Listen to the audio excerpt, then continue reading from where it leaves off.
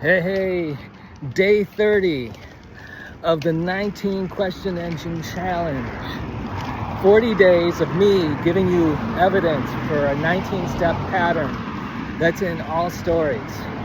It's in all genres.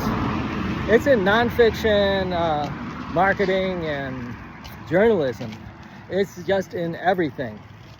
If it's a story that makes sense, it's probably the 19 question engine. Some part of it.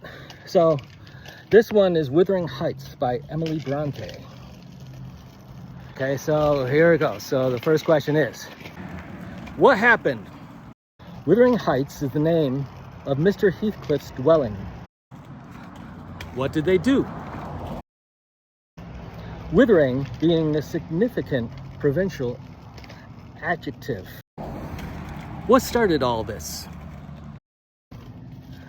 Descriptive of the atmospheric tumult, which meant to which its station is exposed in stormy weather. What did they want? Pure bracing ventilation they must have up there. What might follow that? At all times indeed. Who made this go deeper? One, what was their problem?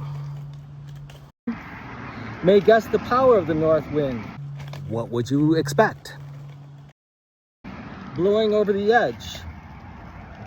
How did it turn personal? By excessive slant of a few stunted firs at the end of the house. How did it become deeply personal? And by a range of gaunt thorns all stretching their limbs one way. What did it make them conclude? As if craving alms of the sun. Who sets off the climax? Happily, the architect, what's their problem? Had foresight to build it strong. The narrow windows are deeply set in the wall, and the corners defended with large jutting stones. What did they conclude? Before the passing threshold, what mattered to them most? I paused to admire a quantity of grotesque carving lavished over the front. What did they conclude about that? And especially about the principal door, above which, among a wilderness of crumbling griffins and shameless little boys, what does that lead to? I detected the date, 1500, and the name, Hareton Earnshaw. What happens next?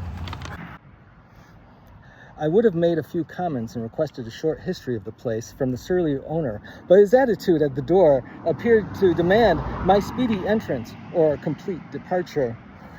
And I had no desire to aggravate his impatience previous to inspecting the penetralium. Fun ending. I love her use of using you